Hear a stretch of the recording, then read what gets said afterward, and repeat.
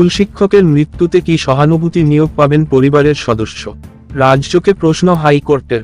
কর্মরত অবস্থায় কোনো সরকারি কর্মীর মৃত্যু হলে তার উপর নির্ভরশীলকে সাধারণভাবে পরিবারের এক সদস্য কম্প্যাশনেট গ্রাউন্ড এবার সহানুভূতি ভিত্তিক চাকরি দেওয়ার বন্দোবস্ত রয়েছে। কিন্তু প্রশ্ন উঠছে, স্কুলের শিক্ষক ও অশিক্ষক কর্মচারীদের ক্ষেত্রেও কি এই ব্যবস্থা প্রযোজ্য? স্কুলে সহানুভূতি নিয়োগ নিয়ে রাজ্যের কি অবস্থান, তা এবার জানতে চাইল কলকাতা হাইকোর্ট।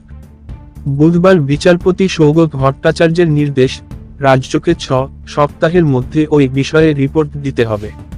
প্রধান রোজগারের মৃত্যু হলে অনেক ক্ষেত্রে মানবিকতার খাতিরে পরিবারের অন্য কাউকে ওই চাকরি দেওয়া হয়।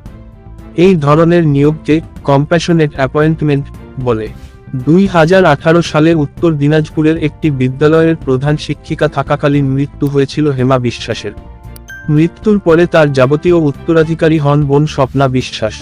দিদির মৃত্যুর পরে সহানুভূতি ভিত্তিক চাকরি চেয়ে শিক্ষা দপ্তরের কাছে আবেদন জানিয়েছিলেন, কিন্তু শিক্ষা দপ্তর তার আবেদন খারিজ করে দেয়।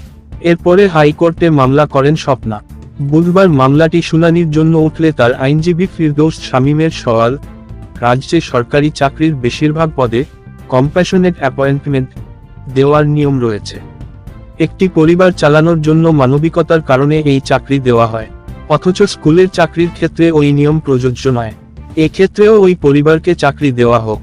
এরপরেই বিচারপতি ভট্টাচার্য এ বিষয়ে অবস্থান জানানোর জন্য রাজ্যকে নির্দেশ দেন। আজকের মতো এ পর্যন্তই।